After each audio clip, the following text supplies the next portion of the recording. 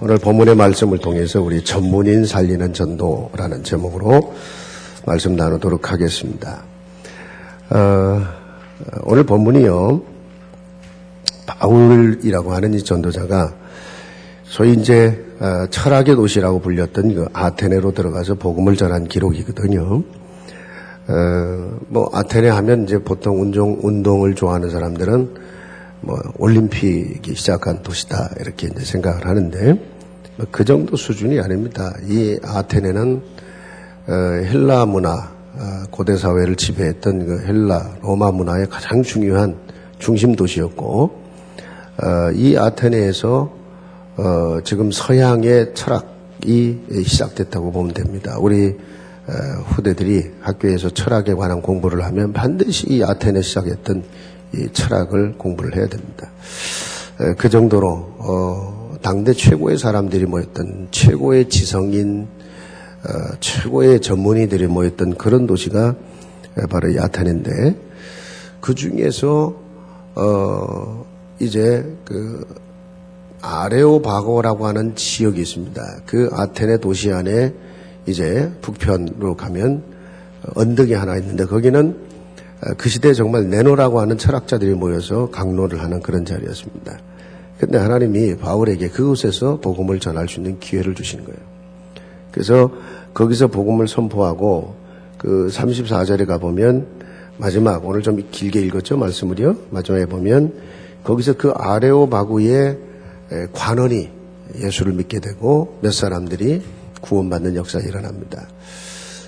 기독교 철학을 공부하는 사람들은요, 이 아레오바고에서의 바울의 설교를 아주 모델처럼 가슴에 담아요.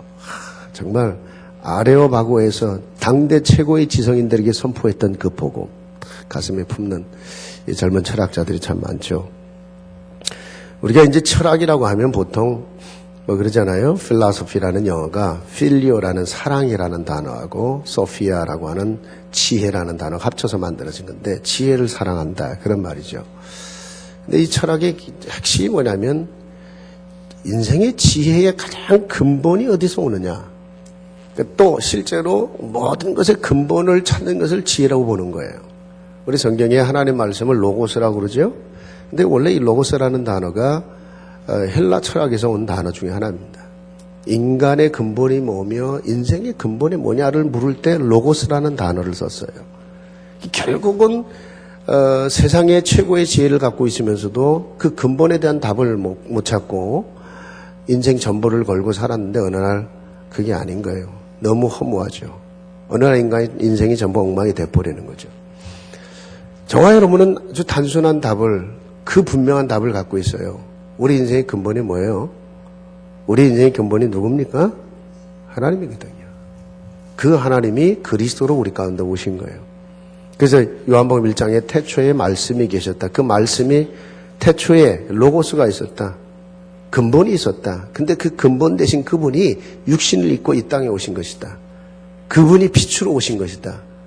이 땅에 어둠이 덮여 있지만 그 빛이신 그분이 오셨는데 사람들이 그를 깨닫지 못하고 그를 거절했다. 그러나 영접하는 자, 곧 그 이름 믿는 자는 하나님 자녀가 되는 권세를 주셨다. 그것이 요한복음 1장 핵심이거든요. 그만큼 이 성경에 기록되던 그 시대, 특히 바울이 오늘 복음을 전했던 그 장소가 바로 그 시대 당대 최고의 지성인들이 모여있던 바로 그 자리에 가서 지금 복음을 선포했고, 훗날에 여기서 이제 이들이 만들어낸 철학과 여기서 만들어낸 어떤 그 신화적인 요소, 이걸 근거로 해서 막 문학, 많은 최고의 문학들을 만들어내잖아요. 알고 보면 다 이게 귀신 얘기들인데, 여러분 그 그리스 신화 들어보셨죠? 너무 조잡스럽고 너무 성적으로 타락하고 너무 참 말로 담기 어려운 그런 내용들이 그리스 신화라는 이름으로 나와서 심지어는 신들의 세계에 막 싸우는 거예요. 형제끼리 싸우고 막 죽이고 엄마 뺏어갖고 자기 와이프 삼고 엄한 때만 막 그냥 이런 것들이 그리스 신화라는 이름으로 나옵니다. 근데 그게 문학이라는 이름으로 나오고, 여러분 그 그리스 신화의 이런 내용들이 심리학이나 막 이런 쪽으로 다 흘러들어가 있어요. 어쨌든 그런 그런 그 내용들을 근거로 해서 종교개혁 바로 직전에 정말 그 르네상스라고 들어보셨잖아요. 그 르네상스 운동이 일어납니다. 워낙 중세교회가 타락하니까 하나님 얘기는 좀 제발 좀 그만하고 인간으로 돌아가자. 그 인간으로 돌아가려면 옛날에 그리스 시대 때의 그 그리스 문화, 그리스 신화적인 거. 그래서 진짜 인간다운 모습을 거기서 좀 찾아보자. 이래 만들어진 게 르네상스 운동입니다. 예. 워낙 교회가 타락하고 힘을 잃어버리니까 아주 마귀가 발악을 하면서 그렇게 역사했던 시대들이죠. 근데 여러분, 그런 사실은 영적으로는 너무너무 타락한 사단의 역사 현장이지만 세상적으로는 지성인들의 현장이에요. 최고의 지성인들이 모인 현장입니다. 그 현장에서 바울이 복음을 선포하고 성경이 그걸 지금 기록해 놓은 거예요. 우리가 지금 순서대로 사도행전을 지금 말씀을 나누고 있지만 바로 그 지성인들에게 바울은 어떤 복음을 선포했으며 어떤 역사가 일어났는지를 기록한 것이 오늘 우리가 읽은 본문의 말씀이 되는 겁니다. 하나님 왜 이거 기록하게 하셨을까요? 우린 여기서 무엇을 생각해야 됩니까? 어떤 기도의 제목을 찾아야 됩니까? 오늘 타이틀이 전문인 살리는 전도입니다. 하나님이 바울을 그 당대 지성인들에게 들어가서 그러나 거기에 너무너무 우상에 빠져있고 흑암과 저주에 묶여있는 그들을 보면서 복음을 전한 거거든요. 그래서 지성인을 살리는 전도, 전문인을 살리는 전도, 엘리트를 살리는 전도.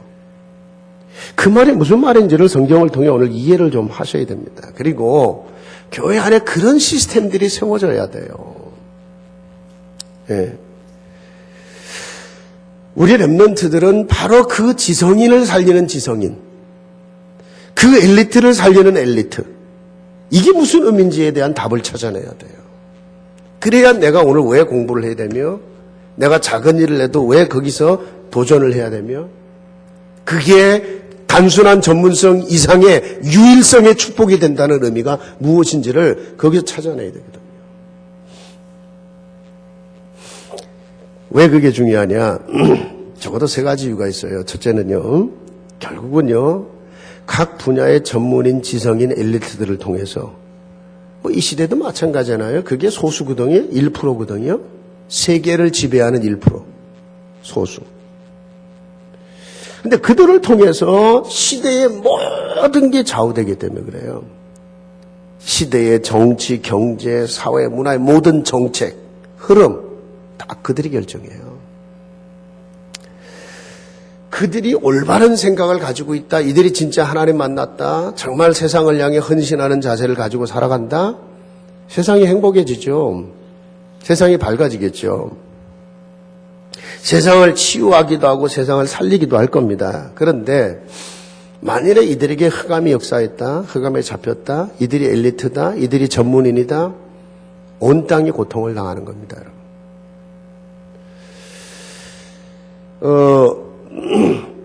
쉽게 말하면요, 그 소수가 세계를 지배하고 있는데 어떻게 할 겁니까? 여러분? 그 소수가요. 그 흑암에 잡힌 그 소수가 세계를 지배하고 있는데. 여러분 이사야 60장에 일어나 네가 빛을 발하면 왜냐 여호와의 빛이 어둠을 밝히고 흑암을 무너뜨리는 여호와의 영광이 내 위에 임해 있다 지금. 오실 그리스도에 대한 언약이거든요. 정말 붙잡고 일어나 빛을 발하라. 그러면 열방과 열왕이 돌아올 거다 그랬어요. 그 열방과 열왕이라는 단어가 바로 이런 무리들을 말하는 거예요. 그 소수들이요. 시대를 지배하는 열방과 열왕의 무리들이 내게로 돌아와. 또 그들이 갖고 있는 경제가 돌아와요. 바다의 풍부와 열방의 재물이 돌아올 거라고 그랬어요. 왜냐? 정치, 경제, 사회, 문화 완전히 흑암의 손에 잡혀있고 그 흑암의 손에 잡혀있는 엘리트들, 소수, 지성인들, 전문인들. 무슨 표현을 써야 될지 모르겠어요. 그 다 그들의 용어긴 해요. 어떤 사람 그런 말 좋아하잖아요. 지성인, 엘리트, 전문인. 그거 다 세상적인 용어니까. 근데 여러분, 결국 그들을 통해 세계가 움직여지고 있어요. 어떻게 할 건데요, 그러면 여러분? 그들을 살리든지, 아니면 그들 자리에 가서 그들을 이끌고 가든지. 둘 중에 하나예요. 그렇지 않으면 계속 우리는 끌려다니며 사는 거예요. 누구한테요? 그들에게 아니에요. 그 배후에 있는 흑암에게요. 짓눌려 살고요. 그래서 여러분 둘째는요. 그래서 한 시대를 좌우하는 마지막 영적 싸움의 그 마지막 현장이 어디냐면 전문인 엘리트예요. 여러분 보세요. 온 세상을 멸망으로 끌고 가야 하는 이 사단. 누구를 건드리고 누구를 사용해야 됩니까? 바로 이들이거든요. 영향력 있는 이들. 그렇죠?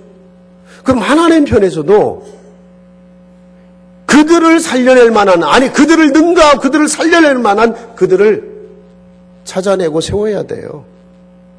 거기서 영적 싸움하게 만들어야 되고 거기서 하나님 살아계심을 증거하게 만들고요.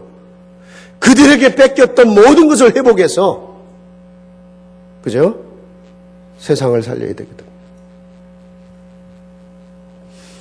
그래서 여러분 시대마다 하나님이 렘넌트를 세우신 거예요. 렘넌트라는 단어를 잘 모르는 분들이 많이 있잖아요. 원래 렘넌트라는 단어가 성경에 무슨 얘기입니까, 여러분? 렘넌트, 남겨놨다 이거예요. 밤나무 상수리 나무가 배임을 당했는데 그 밤나무 상수리 나무는 어떤 면에서 1세대 같은 사람들 말하는 게 기성세대가 다 무너져 버렸어요. 그런데 거기에 그루터기가 남는다는 거예요. 근데 그 그루터기 새싹이 돋아요. 이래갖고 그게 또 다른 역사를 만들어가요. 이스라엘 여러분 이스라엘 역사 그랬잖아요. 기성세대들이 이사야 6장 13절이 그 말씀이 약속으로 하나님이 이사에게 줄 때의 그 시대 배경이 뭡니까?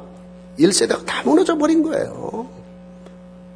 하나님 섬긴다 하지만 다 형식이라. 복음 몰라요. 전도 몰라요. 성경 모릅니다. 요나 같은 사람 보세요. 전도 성경 관심도 없었어요. 우리만 뭐 잘 살면 되고 우리가 선민인데 뭐. 쓸데없는 선민에 사로잡히고 실제는 너무너무 무너져 버린 거예요. 그래갖고 막 바벨론, 페르시아 족속에게 막 질질 끌려다니고 왕이 두 눈이 빠져갖고요. 그 유대에서 바벨론까지의 거리가 어떤 거리인지 아세요? 비행기를 타고 몇 시간을 가야 되는 거리를 질질 끌려간 거예요. 그 자식들 다 죽고요. 그 기록이 예레미야서에 나오죠. 예레미야 애가에 나오고 어떻게 그 자녀들이 피눈물을 쏟으며 죽어갔는지를. 그렇게 다 무너졌어도 하나님이 세우시는 렘넌트가 있다는 거예요. 그게 뭐 다니엘과 그 세 친구 같은 친구들, 에스더 같은 친구들, 바울 같은. 그래서 그들로 하여금 그 시대를 살리게 했어요. 그러니까 단순한 어린아이가 렘넌트가 아니고요. 하나님이 그 시대를 살리기 위하여 택해놓은 소수가 있다는 거예요. 그 소수. 그들은 사명을 알고 있어요. 그들은 내가 성공해야 될 이유를 알고 있어요. 그들은 하나님이 나를 통해 무엇을 하고자 하는지를 알고 있는 사람들이에요. 그 소수. 그런데요, 로마서 11장 5절에 가보면 이 시대에도, 우리가 살고 있는 시대에도 시대마다 하나님이 은혜로 택해놓은 자들이 있다. 그들이 렘넌트다 그랬어요. 그러니까 여러분, 렘넌트는 하나님 택한 자들이고 그 시대의 은혜로 구원받은 자들이고요. 그 속에서 시대를 향한 하나님의 가슴을 알고 있는 자들이요. 그냥 뭐 나 밥 먹고 살고서 내가 성공하면 됐지만 그건 렘넌트 아닙니다. 하나님 나는 왜 이 시대에 태어난 겁니까? 하나님 나는 이 시대에 무엇을 하다 가야 되는 겁니까? 하나님이 나를 통해 하고자 하시는 하나님의 비전은 무엇이며 하나님의 가슴은 뭡니까? 이걸 깨달은 자들. 그걸 렘넌트라고 하는 거예요. 여러분 그들을 일으켜 세워갖고 그 시대에 그 시대의 탑이 되게 하고 엘리트가 되게 하고 그 시대의 전문이 되게 만들었어요. 시대를 살리는 일을 위해 하나님이 그들을 사용했던 겁니다. 여러분 그 창세기 11장에 가보면 바벨탑 사건이 있죠. 바벨탑 사건이요.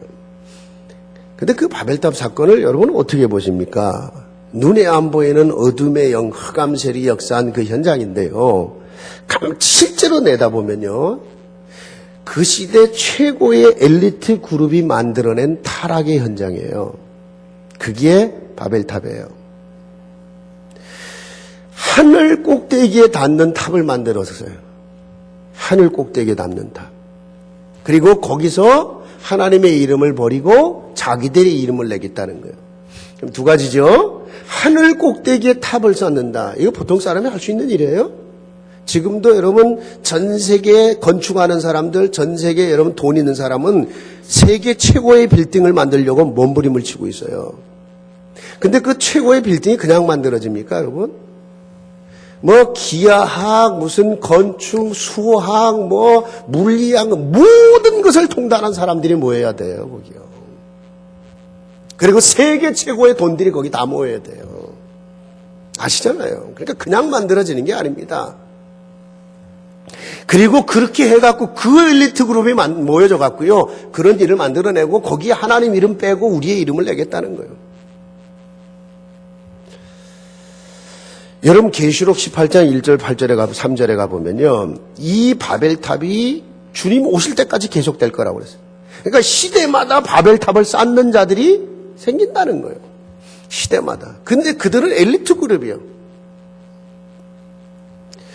우리가요. 뉴에이지 운동이나 또는 프리메이슨 조직을 계속해서 영적인 눈으로 주목해보는 이유가 바로 그거예요. 이 시대 최고의 사상과 여러분 모든 문화적인 흐름을 이끌고 있는 게 뉴에이지 운동입니다. 근데 뉴에이지 운동의 핵심이 뭐냐? 하나님 필요 없다는 거예요. 종교도 필요 없어요. 네 자신이 하나님 되면 된다는 거예요. 네 자신. 깊은 묵상이나 명상이나 또는 뭐 깊은 어떤 뭔가를 통해 깊이 들어가 봐라. 네가 하나님이다. 하나님, 다른 하나님 필요 없다. 여러분, 프리메이슨 조직, 메이슨이라고 하는 게 이게 돌 깎아서 벽돌을 만들어 쌓은 그런 직업을 가진 사람을 말하는 거예요. 그런데 그 프리메이슨, 우리는 그게 단순한 엘리트다, 뭐 단순한 전문이다 아닙니다. 그게 영적 조직입니다, 여러분. 결국 가서 영적인 문제를 가지고 얘기를 해야 되는 거예요. 당장 여러분 여기 조지 워싱턴 메이소닉 템플 한번 가보세요. 미국의 초대 대통령인 조지 워싱턴을 기념하면서 만드는 메이소닉 템플인데 가보시라니까요. 우리 학생들 올해 또 갈 거예요. 가서 몇 년 전에 가서 이제 공부시켰는데 또 갈 때 어른들 좀 따라가세요. 좀 영적 눈을 좀 열으셔야 돼요. 그래야 여러분이 진짜 시대적인 응답을 받을 거 아닙니까? 여러분의 후대들이요. 가보면요. 구석에 들어가는 입구부터 나올 때까지 딱 조지 워싱턴부터 시작해서 프리메이슨 출신들 대통령 이름 쫙 기록되어 있고요. 국회의원, 스포츠 스타, 아나운서, 쫙 기록되어 있습니다. 미국은 프리메이슨을 통해 시작된 나라라고 말 정도로 자기들은 그 자부심을 갖고 있어요. 그런데 거기에 가보면 층마다 방이 있어요. 종교방들이. 예, 여기에는 모슬렘방, 저기는 천주교방, 여기는 기독교방, 저기는 불교방. 아니 지식인들이 모인 자리에 종교방을 왜 만들어요? 결국 마지막은 영적 싸움이에요. 그리고 그 종교방, 우리가 모든 종교 다 포용한다는 거거든요. 그래서 모든 종교방 만들 그 위에 자기들의 방이 있어요. 그래서 안내한 분한테 제가 부탁했어요. 우리가 혹시 좀 당신들이 모이는 그 회합의 자리에 좀 들어가 보면 안 되냐. 내가 알기로는 거기서 당신들만의 의식이 있다고 나 알고 있는데. 그랬더니 참 쳐다보니 절대 안 된다는 거예요. 그건 아무나 들어갈 수 있는 데가 아니라는 거예요.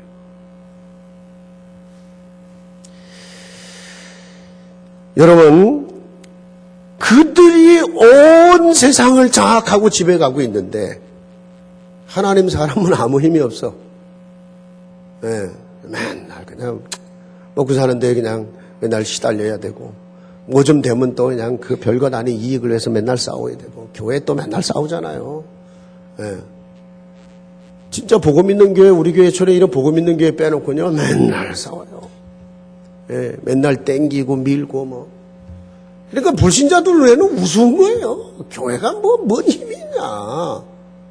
뉴에이지 운동하던 하는 사람들이 외친 게 뭐냐. 20세기, 19세기, 20세기 과학과 기독교로 대변할 수 있는데 과학과 기독교가 한 게 뭐 있냐. 예?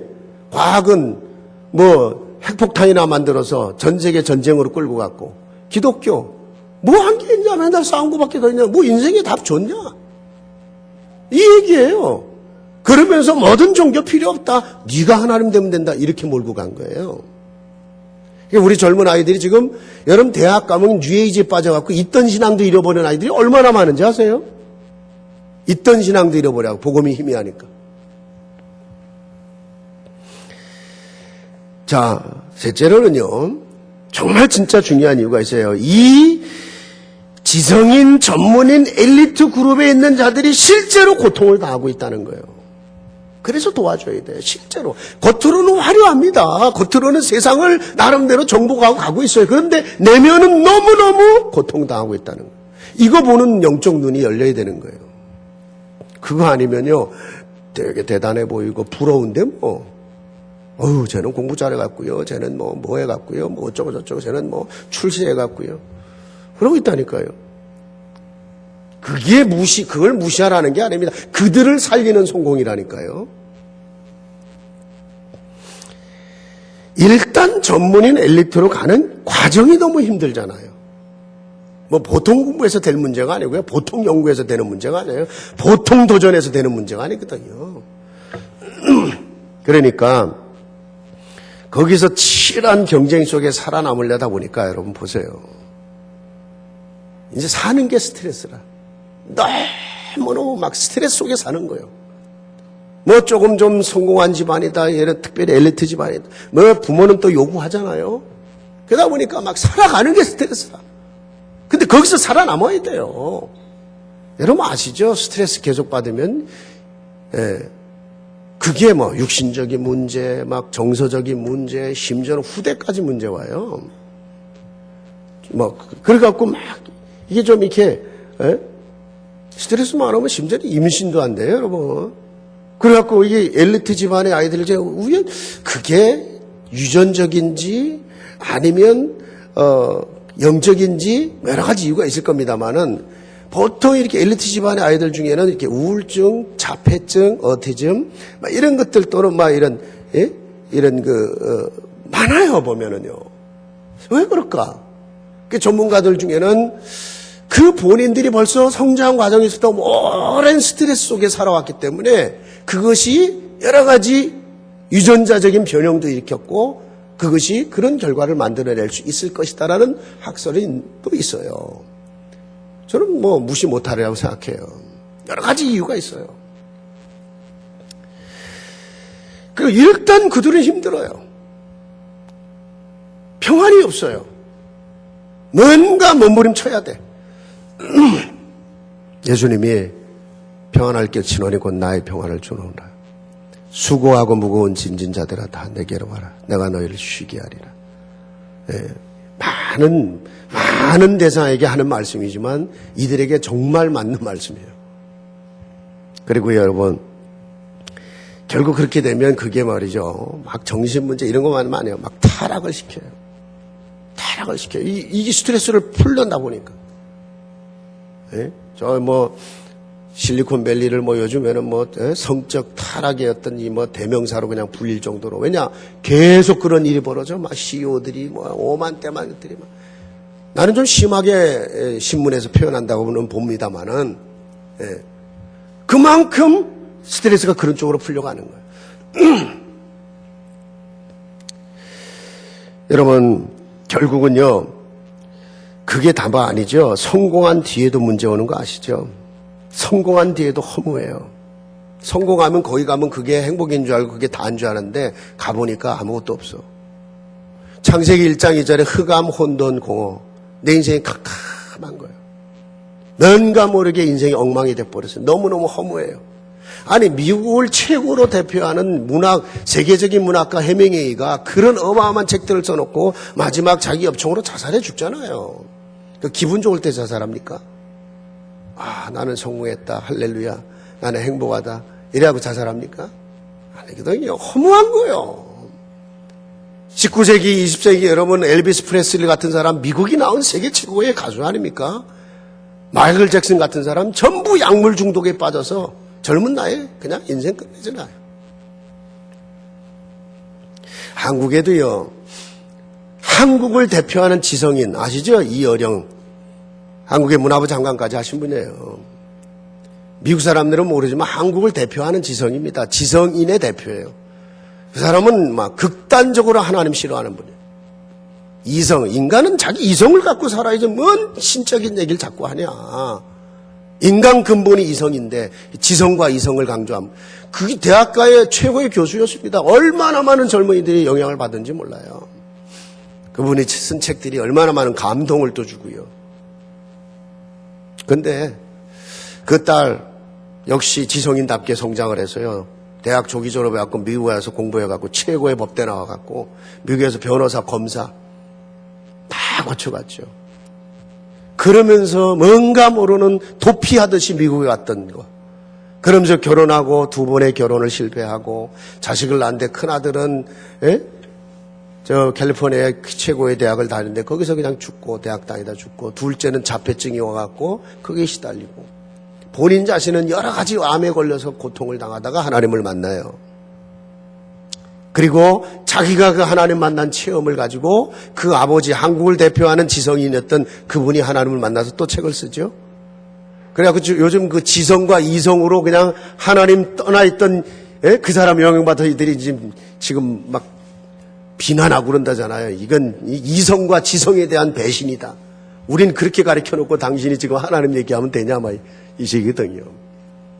그 딸이요 하나님 만나서 복음 받고 목사까지 되고 얼마 전에 암으로 투병하다가 결국 이제 하나님 앞에 부름을 받았죠. 그런데 그 암의 고통을 당하면서도 몇 번을 거쳐가면서도 그분 간증이 이렇게 가끔 들어오면요 그냥 간증이요.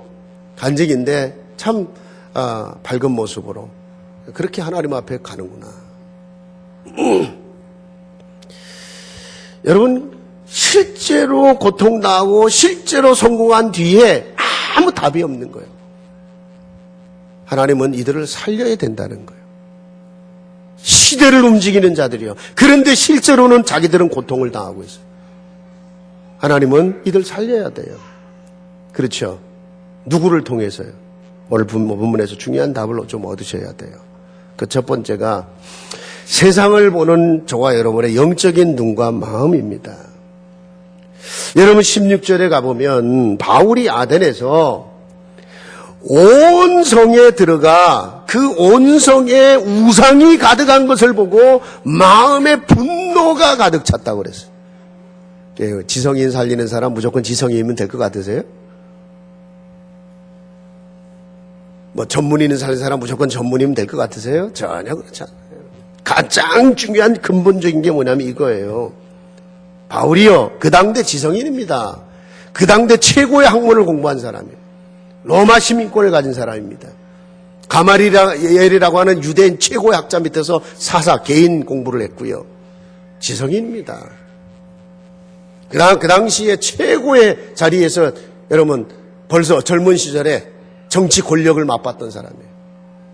그런데 이 사람이 하나님을 만나고 복음을 알고 영적인 눈이 열리고 자 전도자로 가는데 한 성에 들어갔습니다. 뭐가 보이냐면 그 성에 우상이 가득한 것을 보고 마음에 분노가 일었다고 그랬어요. 그럼 두 가지를 의미하거든요. 첫째는 불신자들이 가지고 있는 영적인 문제를 보는 눈이에요. 여러분 우리가요 하나님 백성은 불신자가 보는 것 이상의 것을 볼 수 있는 눈이 있어야 되는 거예요. 그래야 불신자를 능가하든지 불신자를 살리든지 뭘 하도 할 거예요. 그래야 흑암이 가득한 이 땅에서 여러분 거기서 승리하면서 할 수 있어요. 불신자가 보는 것 이상의 것을 봐야 돼요. 그 넘어 비욘드. 여러분 그렇지 않으면 성공하고도 고통당하고 있는 전문인들 살리기 어렵습니다. 그 배후에 어떻게 흑암이 역사하고 있는지. 아니 생각을 해보세요. 당대 최고의 지성인들이 모였잖아요. 철학의 도시. 예? 그런데 어떻게 여기에 우상이 있습니까? 인생이 근본이 뭐냐, 진정한 지혜가 뭐냐를 고민하고 살던 최고의 지성인들이 오만 우상을 만들어서 거기서 지금 절을 하고 있어요. 두 가지 같이 공존을 하고 있는 거예요. 여러분 최고의 지혜를 찾으면서도 그 시작을 모르고 그 근본을 모르니까 답을 못 찾아요. 그래서 허무해지는 거예요. 그래서요. 엘리트들이 정말 힘든 게 바로 이 부분이거든요. 성공했어요. 최고의 자리에 갔습니다. 모든 사람들이 존경하는 자리에 갔어요. 그러면 거기 가면 행복할 줄 알았는데 가보니까 아무것도 없어. 허무해요. 외로워요. 어느 날 보니까 나 혼자밖에 없어요.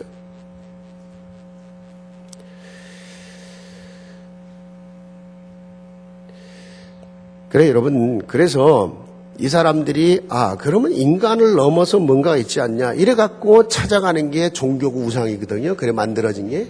그래서 여러분 그 헬라 철학자들과 동시에 거기서 만들어진 그리스 신화들 오만 때만 귀신 얘기들을 만들어 놓은 거예요. 사실은요. 여러분 우상 숭배, 귀신 섬기는 일, 자손 3, 4대까지 어떻게 그 영적 문제가 흘러가는지 성경만 얘기하고 있죠. 자손 3, 4대가 망한다. 이 아덴의 사람들이 어느 정도냐, 23절에 가보면 많은 신들을 섬기는 우상이 있는데 거기 중에 하나는 우리가 알지 못하는 신에게, 바울이 또 그걸 이용해서 너희가 알지 못하는 진짜 신이 있다, 하나님, 그리스도 설명한 거예요. 그 정도로 좋게 말해서 종교성이 있다. You are so religious 해갖고 이렇게 좋게 어프로치를 해간 거죠. 여러분 그 한국도요, 미국도 마찬가지입니다. 그 정치하는 사람들, 경제하는 사람들 뒤에 무당 달고 다닙니다. 미국도요 아주 수준 있는 사람들 점성술, 저 별을 보고 관측하고 이래갖고 운명을 얘기하고 점성술 잡혀 있습니다. 언젠가 그 누구라고 말은 안 하지만 대통령 와이프가 그 점성술에 빠져갖고 백악관에서 그러고 있다가 신문에 나고 난리 났었잖아요. 불안한 겁니다. 그 자리에 가 있으면 더 불안해. 언제 내가 내려와야 될지 몰라. 그리고 실제 나는 외로워요. 허무해요. 자,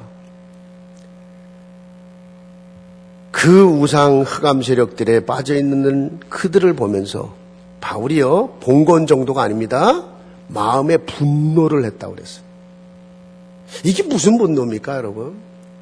하나님의 형상대로 지음받은 인생이 하나님 만나지 못해서 여러분 세상에 무가치한 무엇인가 인생을 걸고 그게 하나님인 줄 알고 그것을 신으로 섬겨요.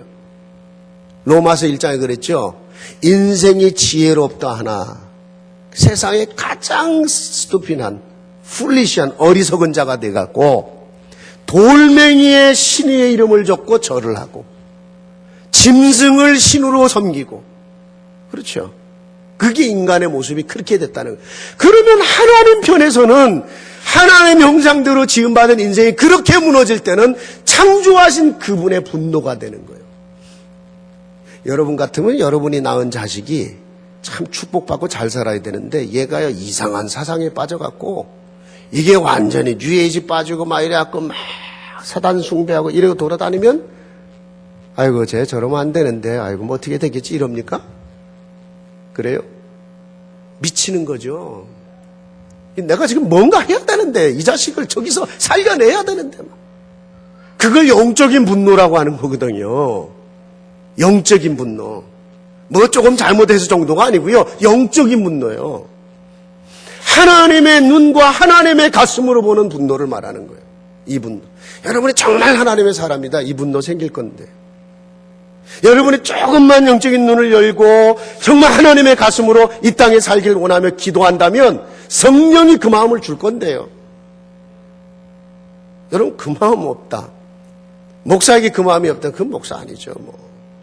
그냥 제가 직업이죠. 그죠? 사람이 받아서 밥이나 먹고 살다가 어느 날 은퇴해서 그냥 가야죠. 여러분 그 분노가 있어야 되는 겁니다. 그 분노가요. 그게 하나님의 사람이고 그게 성령의 사람이에요. 여러분.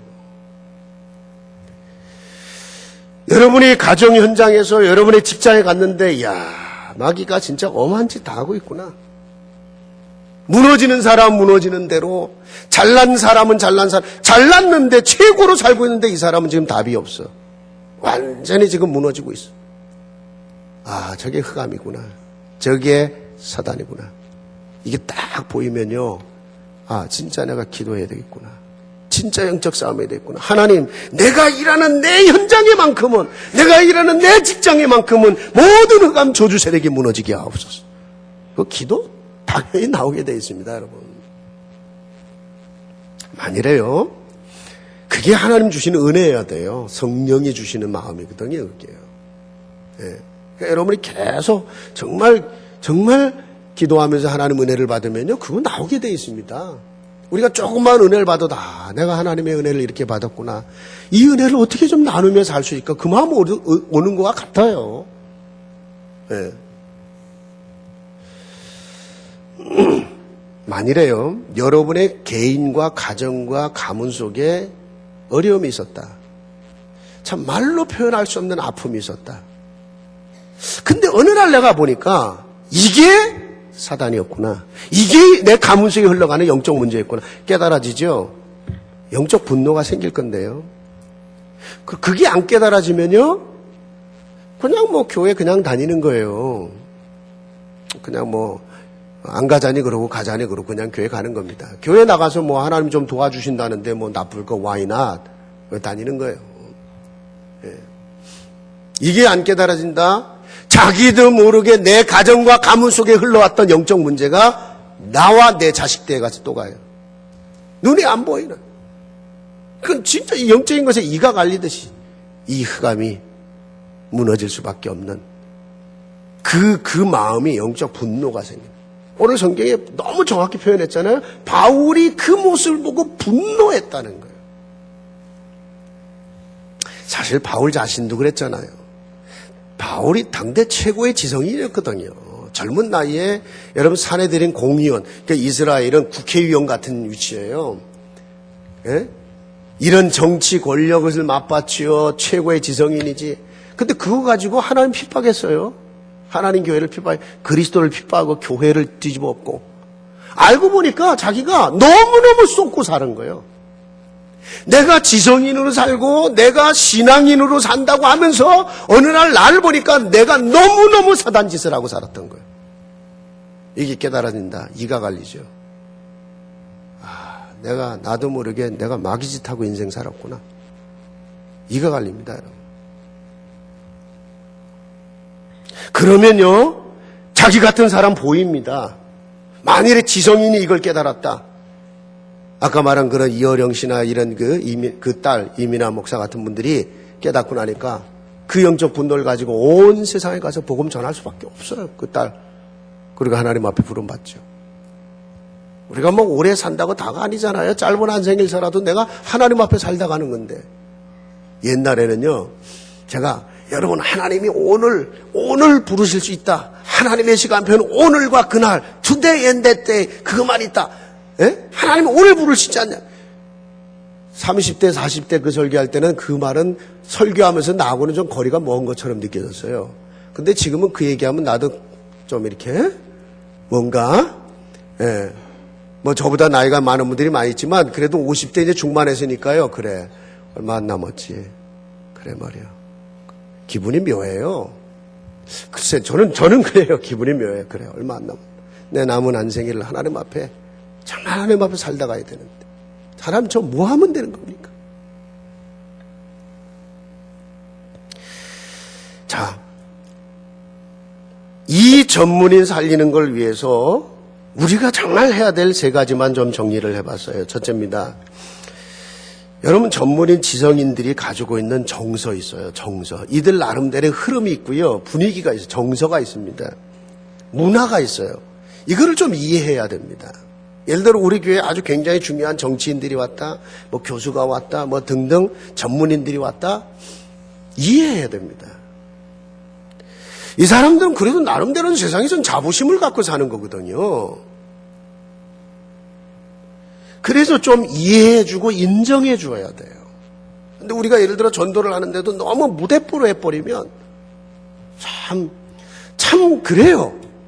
왜냐면 문화가 안 맞는 거예요, 정서가. 그래서 교회 안에는요, 그 나름대로 각 분야의 전문인들이 또 하나의 전문 조직을 만들어서 그들이 왔을 때 마음을 나누고 또 그들과 함께 문화를 나누고 그러면서 또 그들을 살리는 사명을 깨닫게 하고 그런 조직이 만들어줘야 돼요.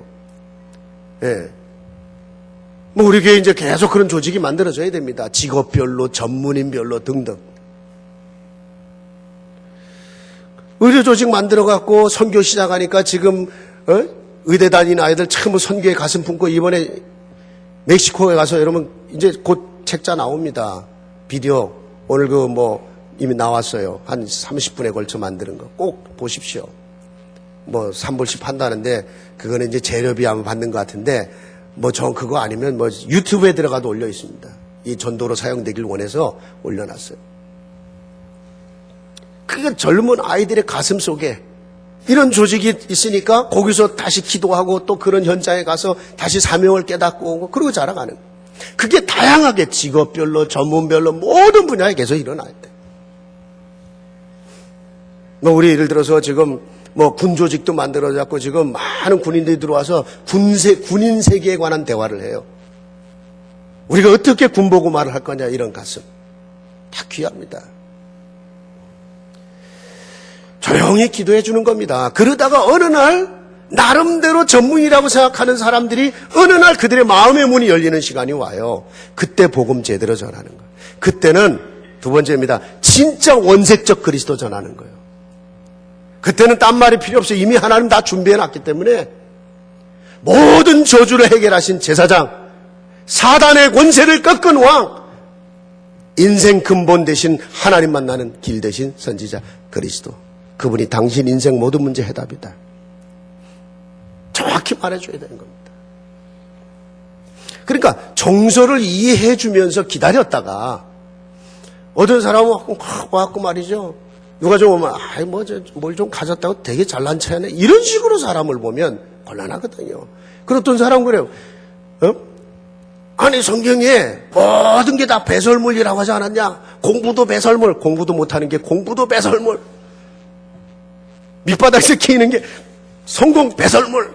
이래버리면요 진짜 우리 웃듯이 웃어져요. 아이고 참말로 이런다니까요. 어느 날 다 도전하고 뭔가를 얻긴 얻는데 그게 그리스도와 복음을 위해서 다 준비된 사람은 얻었으나 얻은 게 아니요 배설물. 그리스도보다 더 귀한 것은 없어요. 그리스도 없이 얻어진 것은 내게 다 배설물. 이런 답을 딱 나오게 만들어주는 겁니다. 이번에도 가서 선교 가서도 거긴 준비된 곳 아닙니까? 준비된 곳이니까 단순한 그리스도만 얘기해라. 성령이 역사할 것이다. 우리 인생이 어디서 저주가 시작됐는지 나도 모르는 저주가 눈에 안 보이는 그 저주의 배후에 있는 흑암이 뭔지 그 문제 해결하신 그리스도 정확히 단순하게 얘기하는데 그게 성령의 역사예요. 신기하죠 여러분. 엘리트일수록 하나님 시간표 되고 마음 준비되면요 간단한 단순한 심플한 여러분 그러나 분명한 그리스도를 얘기해 줬는데 성령의 역사예요. 그리고 정말 중요한 거는요 이 전문인을 살리는 전문인이 일어나게 만들어놔야 돼. 우리 후대 속에서 우리 랩런트들이 정말 내가 왜 공부해야 되는지 내가 뭔가를 왜 내 분야에서 도전을 해야 되는지 이 가슴에 탁 붙잡아져야 되는 겁니다. 우리는 단순한 성공, 나 밥 잘 먹기 위해서요, 내 은퇴를 위해서요, 그런 거 아닙니다. 우리는 단순한 엘리트 그런 거 아니에요. 전문인 그런 거 아닙니다. 성공한 자를 살리는 성공자, 전문인을 살리는 전문인, 엘리트를 살리는 엘리트요. 공부해야 될 이유가 따로 있어요. 성공해야 될 이유가 따로 있어요. 전문인의 자리에 가야 될 이유가 따로 있어요. 다윗이 골리앗 앞에 섰을 때 한 얘기죠. 내가 어찌 이유가 없겠습니까? 여러분 하나님은 이유를 가진 자를 사용하십니다. 그게 하나님 가슴이고 하나님의 비전이고 하나님의 이유거든요. 어떤 면에서는요. 바울 정도 되니까 이 아레오바고에 가서 복음 전하는 거예요. 당대 철학자들이 모인 그 자리에서. 우리 덱스터 목사가 가끔 저한테 그래, 패스터리 이 복음 가지고 패스터리가 방송에 나가서 메시지하고 막 해야 된다 그래서 내가 웃으면서 그래. 이 영어 가지고 그렇지 않대.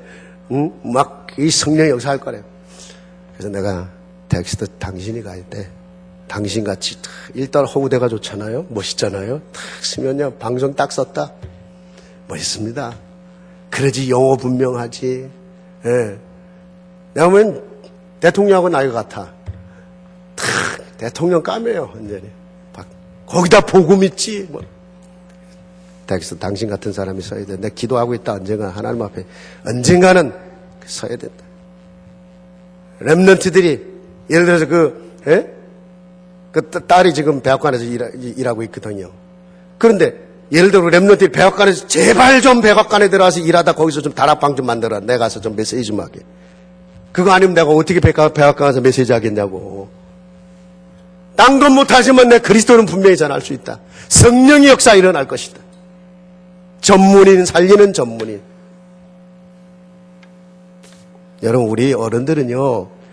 우리의 후대들이 이렇게 서는 일을 위해서 진짜 내가 할 수 있는 일을 찾아내야 돼요. 지금 그런 전문의들이 일어나고 있는 거고 그런 중직자가 일어나고 그런 성도들이 일어나면 끝나는 거거든요.